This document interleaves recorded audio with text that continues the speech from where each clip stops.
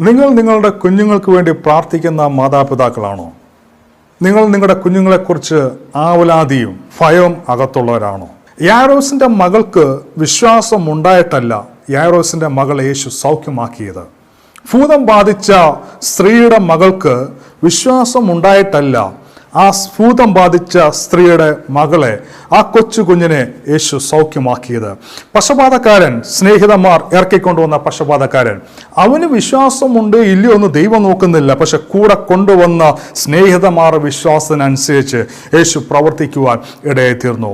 ചികടനും ഓമനുമായ വിക്കനുമായ ആത്മാവുള്ള ദുരാത്മാവുള്ള മനുഷ്യന് അവൻ യേശുവിനെ കുറിച്ച് പോലും കേട്ടു കാണുകയില്ല. പക്ഷേ ആ നാട്ടുകാർ, ആ ദേശക്കാർ അവനെ യേശുവിന്റെ അടുക്കിലേക്ക് കൊണ്ടുവന്നു. യേശു അവനെ സൗഖ്യമാക്കുവാൻ ഇടയായിത്തീർന്നു. നിങ്ങളുടെ കുഞ്ഞുങ്ങൾ ദൈവത്തിൽ വിശ്വസിക്കുന്നുണ്ടോ ഇല്ലയോ എന്ന് നിങ്ങൾ കാര്യമാക്കണ്ട.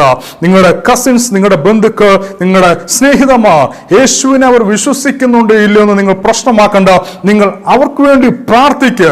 ദൈവം അവർക്ക് വേണ്ടി വഴികൾ തുറക്കുവാൻ, ദൈവം അവർക്ക് വേണ്ടി നന്മകൾ ഓപ്പൺ ചെയ്യുവാൻ, ദൈവം അവർക്ക് വേണ്ടി ഭാവിയെ കരുതുവാൻ, ദൈവം അവർ ജോലി മേഖലയെ വിശാലമാക്കുവാൻ, ദൈവം അവർ കുടുംബജീവിതത്തെ അനുഗ്രഹിക്കുവാൻ ദൈവം തയ്യാറാണ്. നാം വിശ്വസിച്ചുകൊണ്ട് പ്രാർത്ഥിക്കുക.